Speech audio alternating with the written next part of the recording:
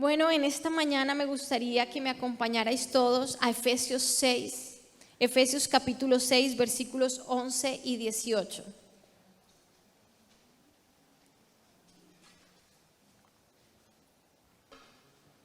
Efesios 6, del 11 al 18.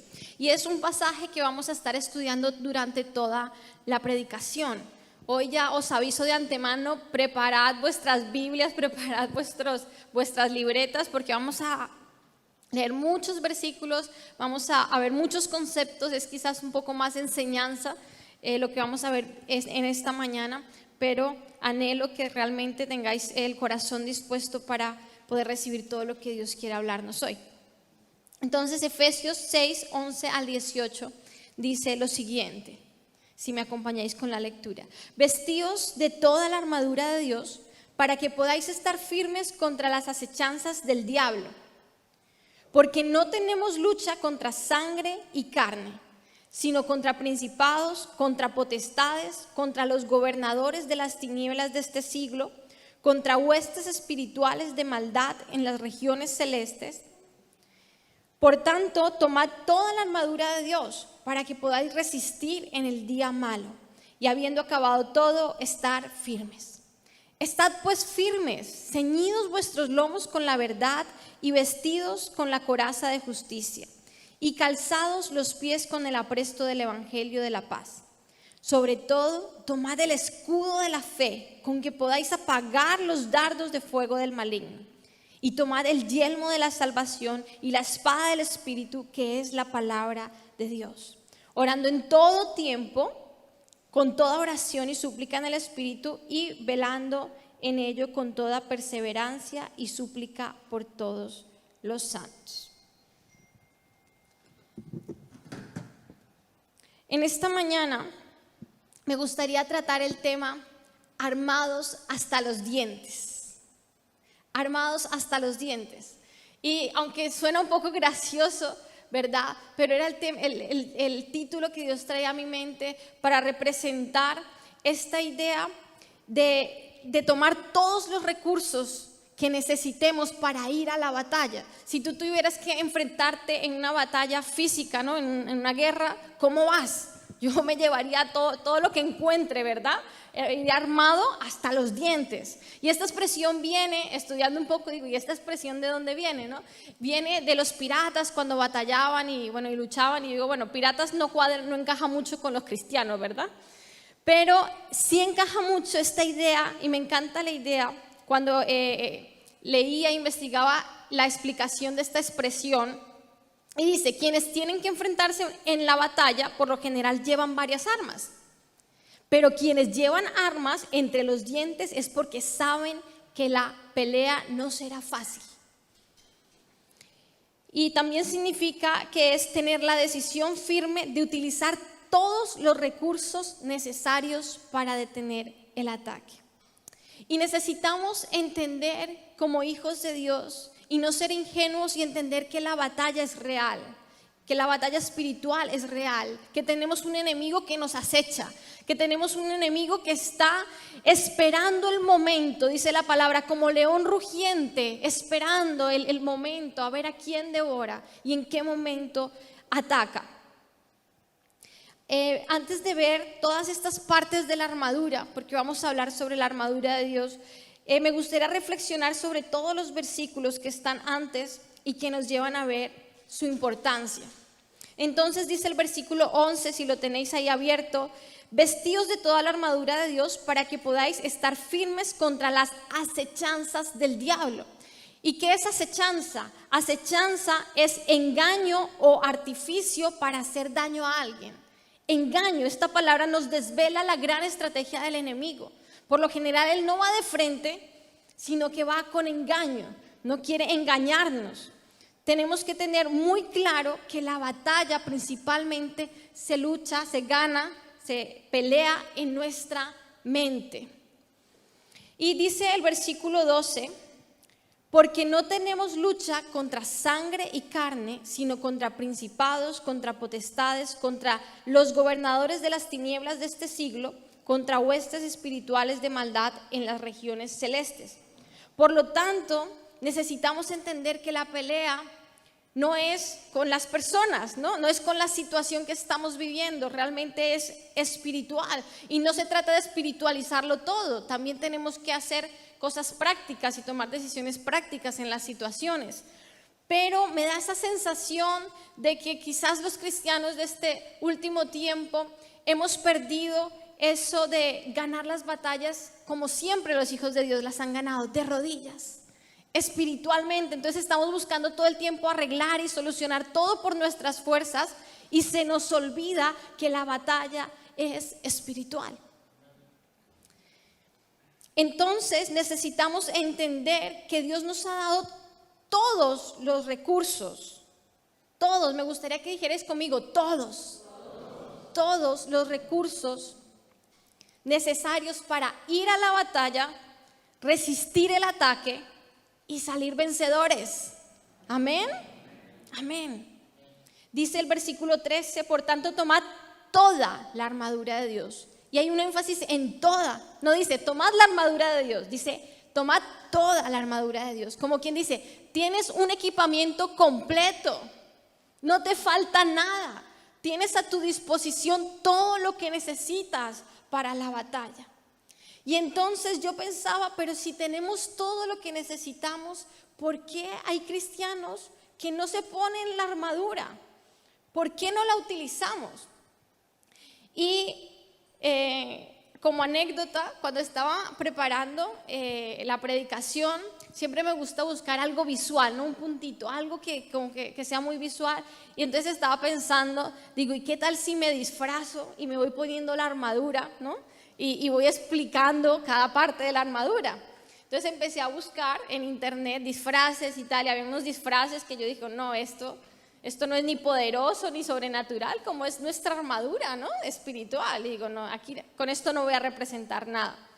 Y entonces llegó a una armadura preciosa, parecía de verdad, o sea, yo creo que es casi real como la usaban los soldados de la época de Pablo, ¿no? A Pablo hace una metáfora aquí con la vestimenta, con la armadura de un soldado griego y romano de su época.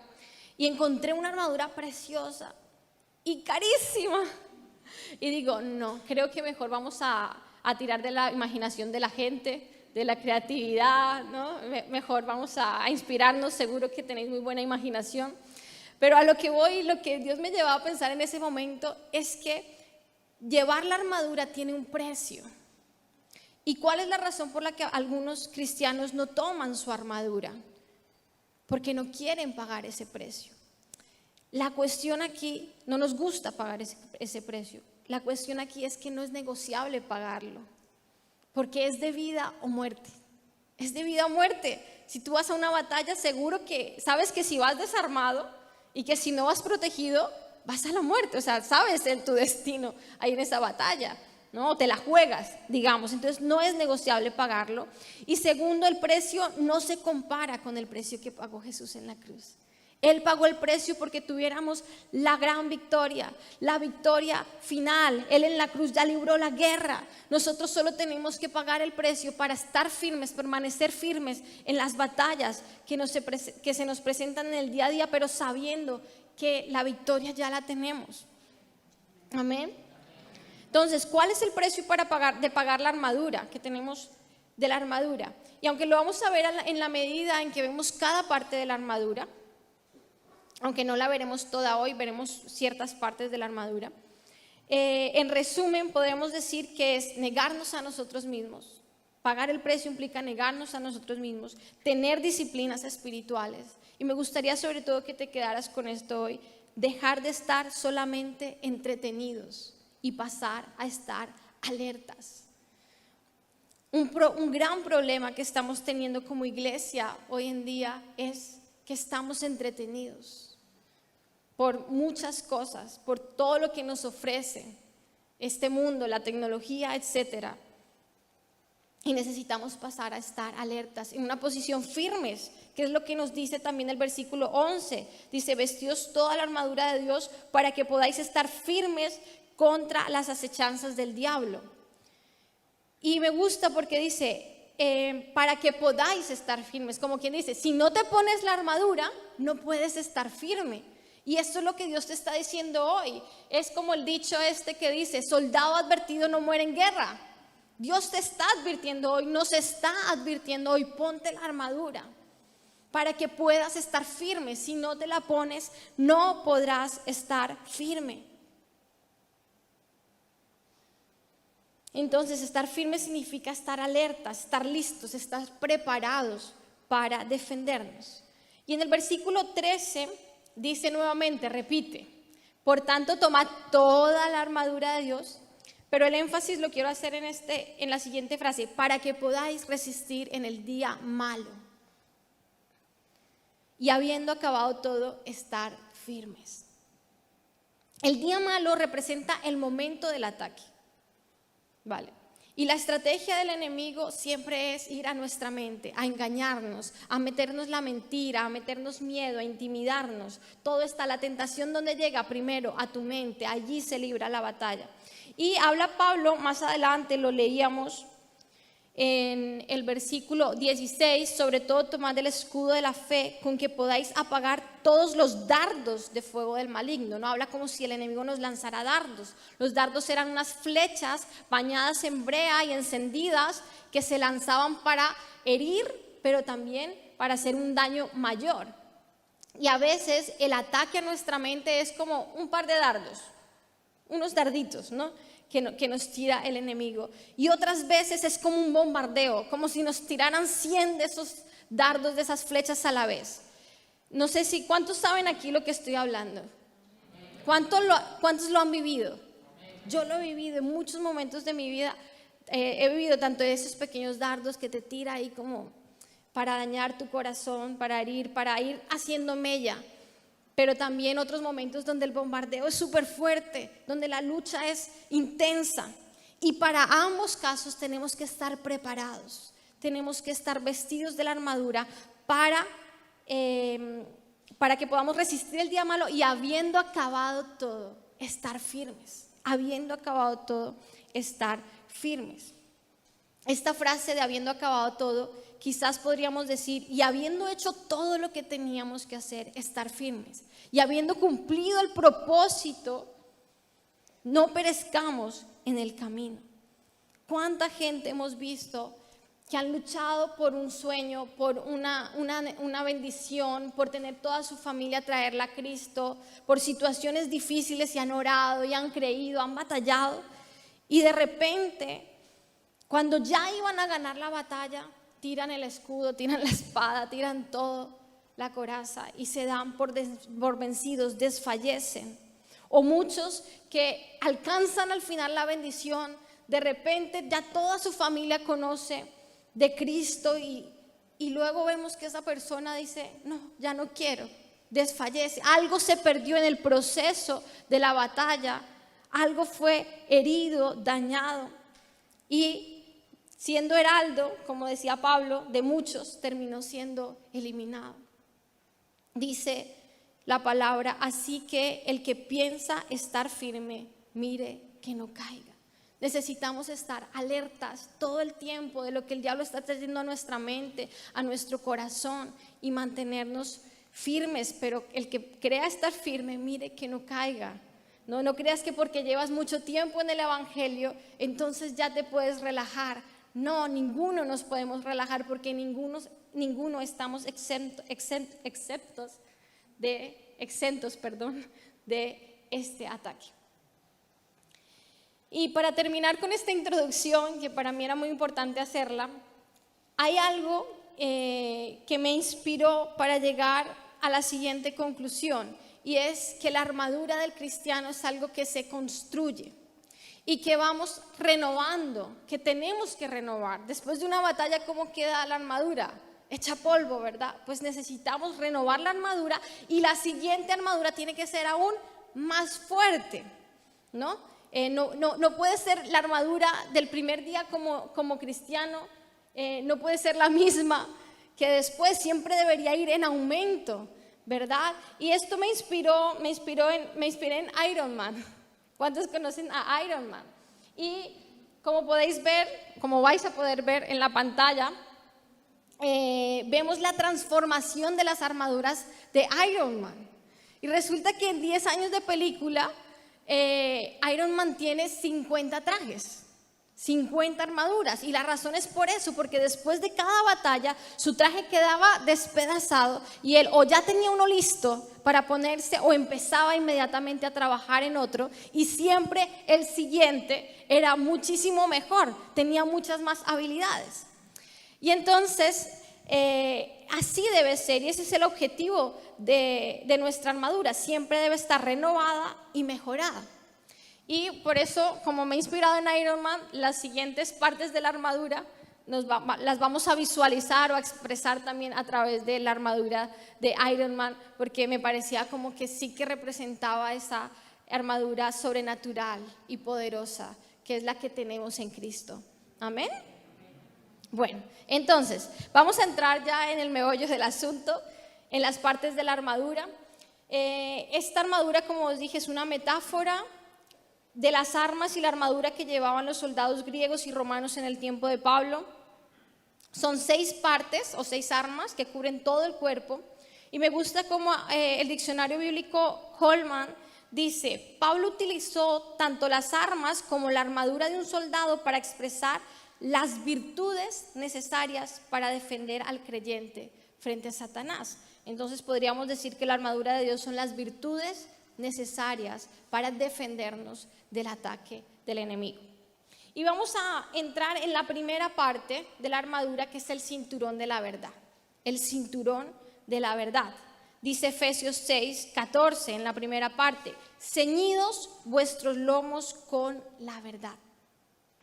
Y hay un pasaje en Isaías 11:5 que me encanta porque habla también de ceñir la cintura, ¿no? Ceñir y los lomos es esta parte y nos habla de un cinturón.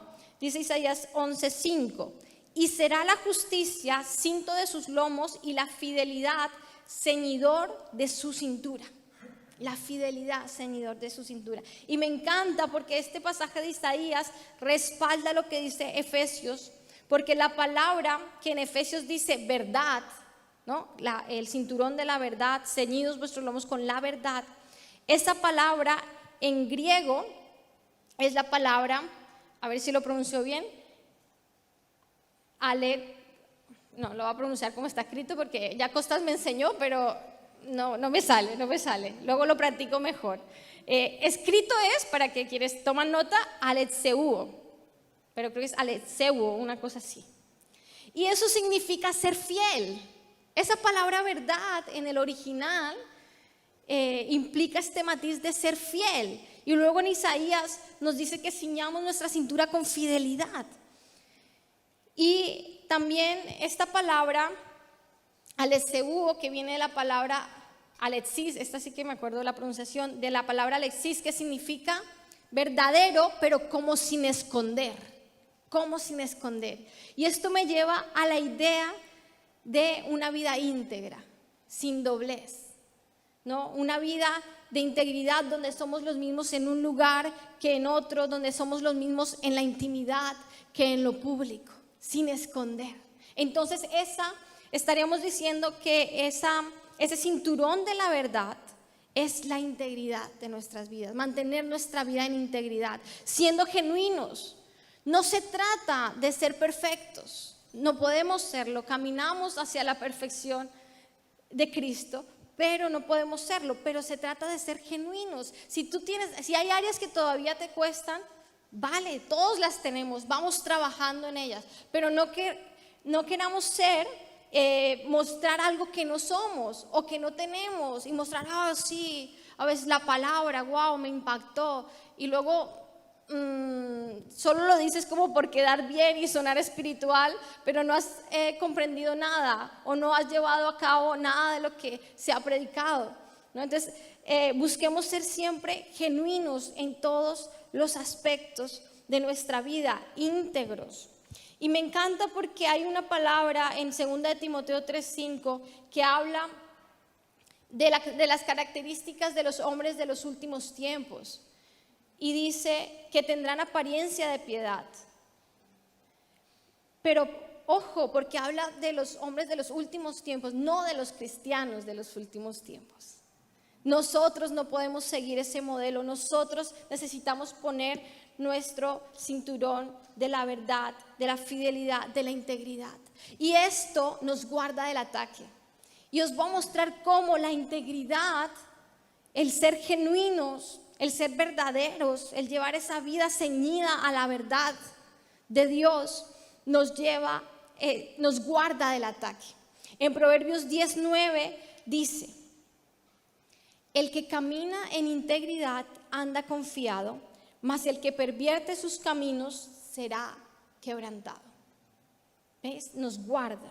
Y esto lo vemos en la vida de Job. Job, capítulo 2, versículo 9 dice: entonces le dijo su mujer: ¿aún retienes tu integridad? Maldice a Dios y muérete. Cuando Job había perdido todo, sus hijos, sus pertenencias, su salud, él aún retenía su integridad, aún estaba su confianza en Dios, aún quería y buscaba ser recto delante de Dios como lo había sido antes. Y esto, la integridad, fue lo que guardó su vida y guardó también la bendición que estaba destinada para Job. Tremendo. Entonces, cuidado, que no se nos caiga el cinturón de la verdad. Si puedes, dile al que está a tu lado: cuidado, que no se te caiga el cinturón de la verdad.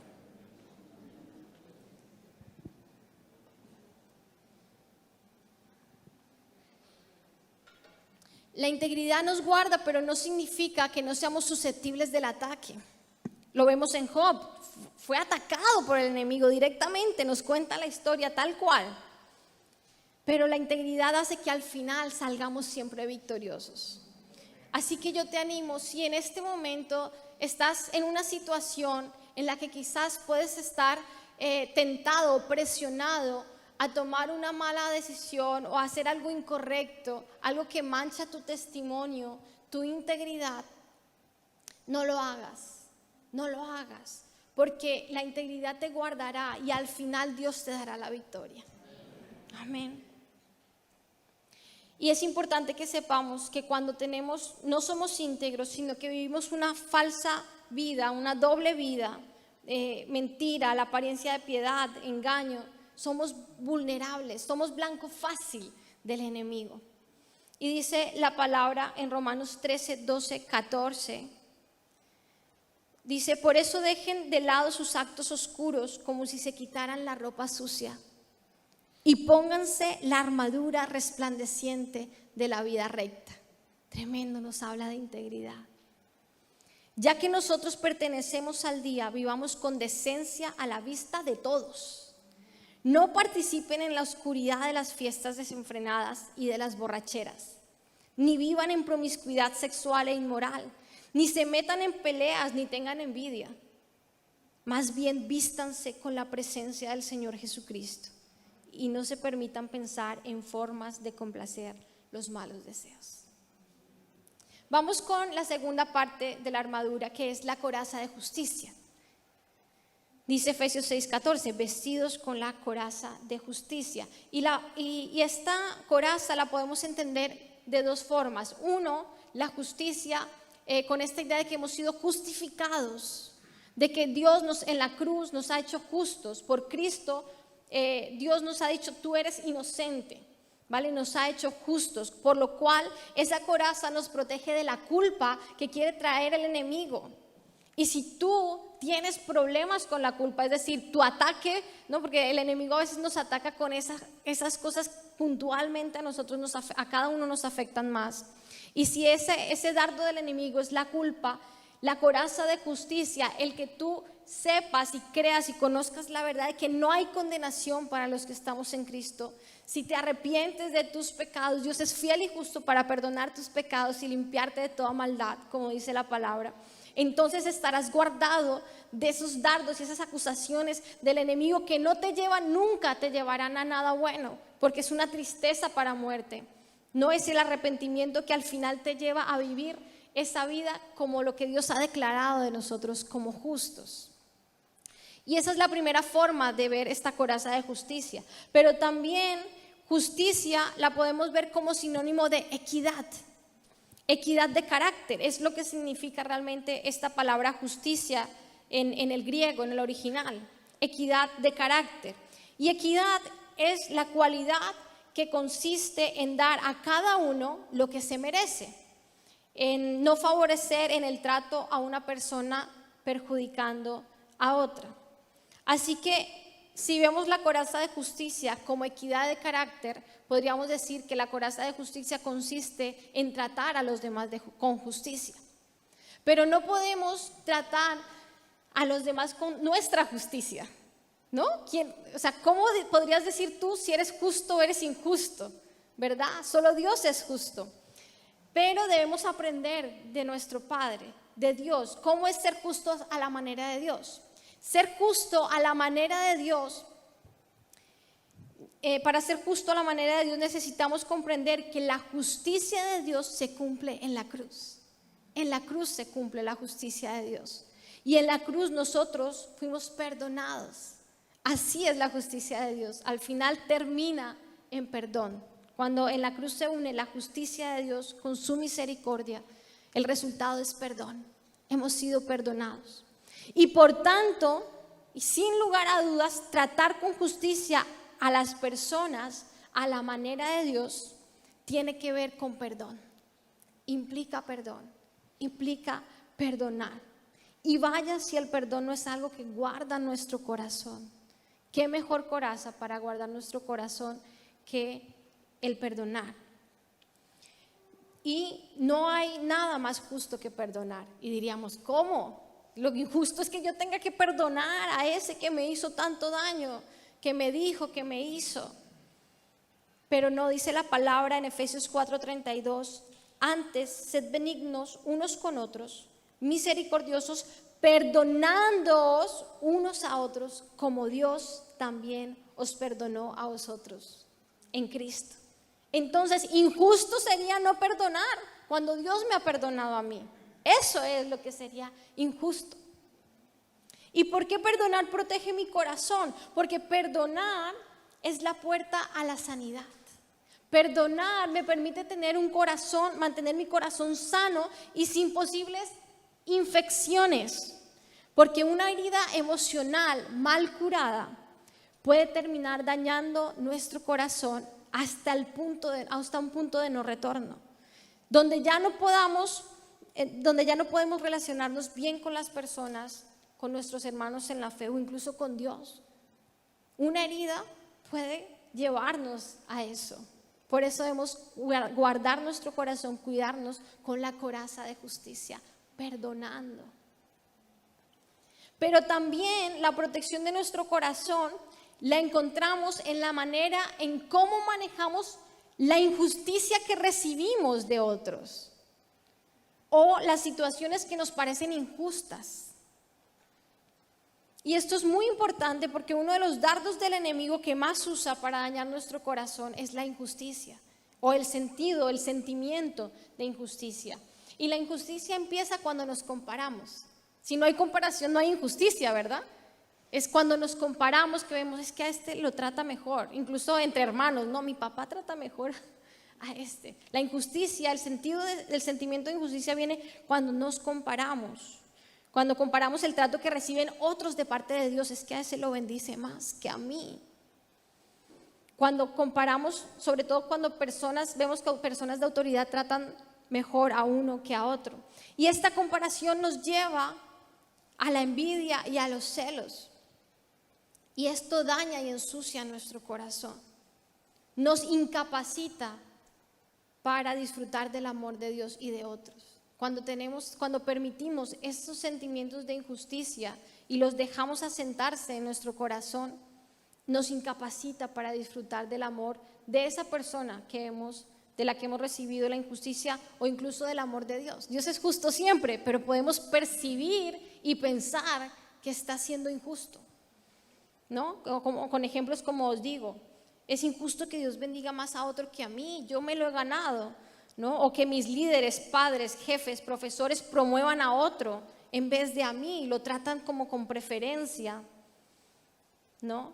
O pensamos que no hemos tenido las mismas oportunidades que otros en la vida. Y eso nos duele y nos hiere el corazón. Y no podemos, nos incapacita. Esos sentimientos nos dañan el corazón, nos ensucia y nos incapacita. Entonces, ¿cómo guardo mi corazón de las injusticias? Primero necesito perdonar. Si la injusticia viene por parte de personas, necesito perdonar, como hablábamos en el punto anterior. Y segundo, debo confiar en que Dios es justo. Cuando yo tengo clara esa verdad, Dios es justo, Dios hará justicia, Dios te hará justicia. Si estás viviendo una situación, si hay una herida en tu corazón por esas injusticias, tú tienes que entender y saber y creer con todo tu corazón que Dios es justo, que Dios todo lo ve y a su tiempo siempre pone todo en su sitio y en su lugar. Dice la palabra de Dios, Dios no puede ser burlado, todo lo que el hombre sembrare, eso también segará. Y debemos confiar en que los planes de Dios siempre, siempre son los mejores. Hay situaciones que vemos injustas, pero ¿por qué, Señor? ¿Pero por qué a mí? ¿Pero por qué? ¿Y por qué yo esto y el otro aquel? Siempre me gusta recordar ese pasaje donde Pedro le pregunta a Jesús, ¿y qué harás con Juan? Señor, ¿qué vas a hacer con Juan? Y Jesús le responde, ¿y qué a ti lo que yo voy a hacer con Juan? ¿No? Necesitamos confiar que los planes de Dios siempre serán lo mejor para nosotros. Amén. Y en este sentido de la injusticia tenemos que también examinar si hay algo que yo no he hecho bien. A lo mejor no es tan injusticia, porque las injusticias pueden ser legítimas o ilegítimas. A lo mejor no fue una injusticia de verdad, pero todo esto tenemos que aprender a llevarlo al Señor, a llevarlo al Padre para guardar nuestro corazón, como dice la palabra, sobre toda cosa guardada, guarda tu corazón. Cuidado, porque este sentido de injusticia nos puede dejar gravemente heridos. Y hay una historia que me gusta mucho estudiando este tema en el Antiguo Testamento del rey Acab. El rey Acab estaba en guerra, ¿vale? Estaba en la guerra, o sea, se encontraba en una batalla y tenía puesta una coraza, una muy antigua. Estas corazas antiguas eran hechas como de una malla con plaquitas metálicas cosidas, una a una. Más o menos esa coraza estaría compuesta por 700 a 1000 cositas metálicas de estas. Y eran tejidas, ¿no? Y el rey Acab, cuando muere por una flecha que llega justo a la costura entre la manga y el pectoral, justo a la costura. Y yo veía aquí, y Dios me traía a mi mente esta idea de cuidado con las fisuras, cuidado con las grietas, cuidado con no, pero si es una heridita, si es algo que no importa, cuidado con esos sentimientos incorrectos, emociones a los que no le damos importancia, pero que por ahí el enemigo llega y nos clava un dardo y nos mata, hablando en la batalla espiritualmente, ¿no? Cuidado con las fisuras, cuidado cómo está tu corazón, que no haya nada por donde el enemigo pueda entrar. Y vamos a ver el calzado del evangelio para terminar. Esta es la tercera parte que vamos a ver hoy, el calzado del evangelio. Efesios 6:15 dice, y calzados los pies con el apresto del evangelio de la paz. Y existen varias interpretaciones o ideas con las que podríamos relacionar esta idea de ponernos el calzado, de ponernos el apresto del evangelio. Una es la de no deslizar, no caer, no resbalarse. En aquella época los soldados romanos usaban unas sandalias y a esas sandalias les ponían clavos por debajo a la suela para que no se resbalaran en la batalla, ¿no? Para tener firmeza. Entonces esta idea de no deslizar, de Dios hace nuestros pies firmes para que no deslicemos. Otra idea es el cuidar los lugares que pisamos. ¿Dónde vamos? ¿A dónde nos llevan nuestros pies? ¿Qué hacemos? ¿En qué pasamos nuestro tiempo? Dice Salmos 119, 101, de todo mal camino contuve mis pies para guardar tu palabra. De todo mal camino contuve mis pies. Otra idea que podríamos tener de lo que es ponerse el calzado del evangelio es que nos vestimos, al ponernos el calzado del Evangelio, nos vestimos de la autoridad que tenemos como hijos de Dios. Los clavos en la suela de las sandalias también tenían la función de hacer daño al enemigo en la batalla. Y dice Lucas 10:19, he aquí os doy potestad de hollar, de pisar serpientes y escorpiones y sobre toda fuerza del enemigo, y nada os dañará. Y en Romanos 16:20 dice, el Dios de paz pronto aplastará a Satanás bajo los pies de ustedes. Dios nos ha dado autoridad y en cada situación de la vida, a lo mejor escuchas esta predicación y dices, pero esto ¿cómo lo llevo a la vida? ¿No? Suena muy doctrinal, pero en cada situación de tu vida tú tienes que ir a esa situación, a ese lugar con los pies calzados con el Evangelio, como un hijo de Dios, con la autoridad de hijo de Dios.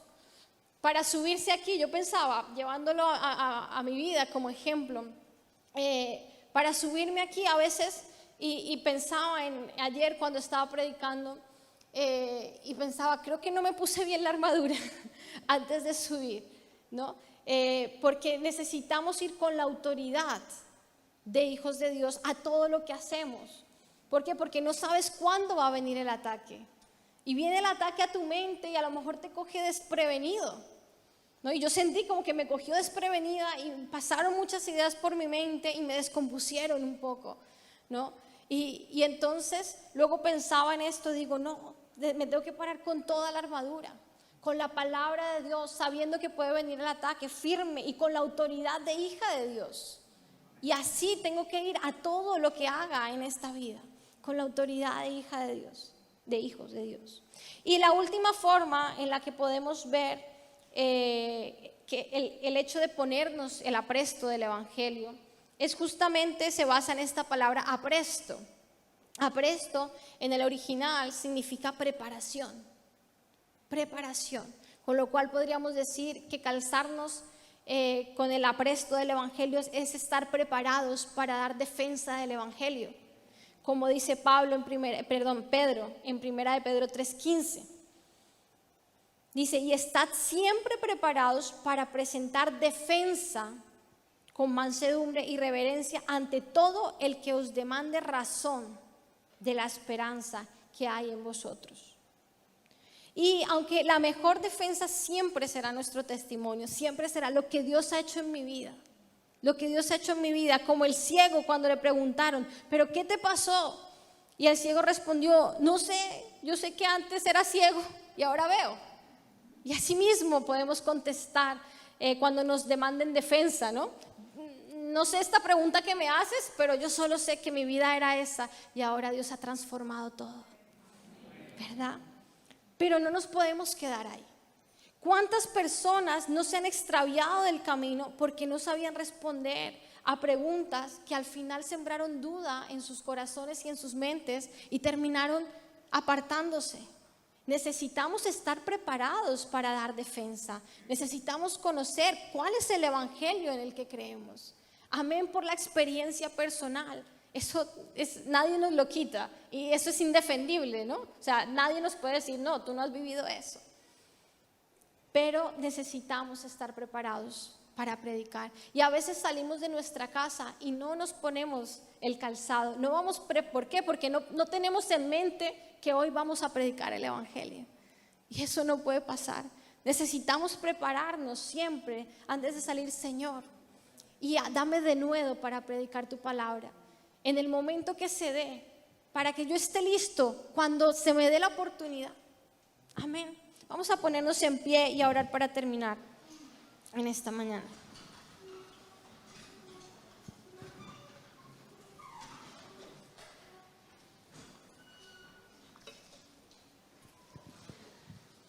Señor, te damos gracias. Padre, te damos gracias por lo que tú nos has hablado. Tú tenías esta palabra, esta verdad, este mensaje preparado de antemano, de hace tiempo en tu corazón para nosotros hoy. Y yo te doy gracias porque en el nombre de Jesús declaro que esta verdad ha derribado fortalezas en las mentes de todo aquel que lo ha escuchado. Yo declaro que en el nombre de Jesús esto es así y declaro y creo que como hijos de Dios, a partir de ahora nos vamos a vestir con esta armadura. Vamos a ponernos el cinturón de la verdad, de una vida íntegra y fiel, de una vida que se ajusta a la verdad, que se ciñe a la verdad, de una vida que es igual en lo público que en lo privado, de una vida íntegra. Y Señor, lloro por aquellos que están en esa tesitura de decidir sobre situaciones que los pueden llevar a perder su integridad. Y oro, Espíritu Santo, porque tú les des esa claridad y esa fortaleza para que ellos al final decidan hacerlo a tu manera. Porque tú, Señor, y creemos firmemente que tú, Señor, les darás la victoria en el nombre de Jesús sobre esa situación que están viviendo. Así que, Espíritu Santo, te pedimos, dales fortaleza y convicción para hacer lo correcto ante tus ojos, Señor. Y hoy también nos ponemos esa coraza de justicia. Decidimos vivir guardando nuestro corazón de los dardos de culpa que viene a traer el enemigo, de la acusación. Si tú has luchado con la condenación y con la culpa, necesitas decidir hoy: no más, no más, no acepto esta culpabilidad. Yo me he arrepentido y Dios me limpia y me perdona. Y hoy decidimos también limpiar nuestro corazón. Primero necesita estar limpio para luego seguirlo guardando. Así que piensa si hay alguien que te falte perdonar, que no has perdonado. Cosas pequeñas, recuerda las grietas. Recuerda las grietas. Recuerda que no haya ninguna fisura, ningún lugar por donde el enemigo pueda tomar partido y provecho en tu vida. Examina tu corazón y decide perdonar, porque es justo que perdones. Es justo que perdonemos, porque Dios nos ha perdonado ya. Y si has vivido injusticia en este tiempo o incluso hace muchos años y todavía eso está ahí en tu corazón, recuerda, Dios es justo. Dios es justo. Sus planes son de bien para nuestras vidas. Y al final siempre pondrá todo en su sitio. Si alguien ha sido injusto, si una situación ha sido injusta. Y Señor, también decidimos hoy calzar nuestros pies, espiritualmente hablando, con el apresto del Evangelio. Decidimos tomar la autoridad de hijos y ir a cada situación que se nos presente y a cada lugar con la autoridad de hijos, sabiendo quiénes somos y en el nombre de quién vamos. Y Señor, perdónanos porque tantas veces no hemos estado preparados y listos para dar defensa de tu verdad, del Evangelio, para predicar el Evangelio. Hemos tenido la oportunidad, quizás oportunidades, y nos han cogido desprevenidos y las hemos desperdiciado. Perdónanos, Señor. A partir de hoy queremos prepararnos cada día para hablar esa verdad que ha transformado nuestros corazones, nuestras vidas y todo lo que somos. Gracias, Señor, por la oportunidad que nos das hoy de conocer esta verdad y de vivirla. En el nombre de Jesús. Gracias, Señor. Amén.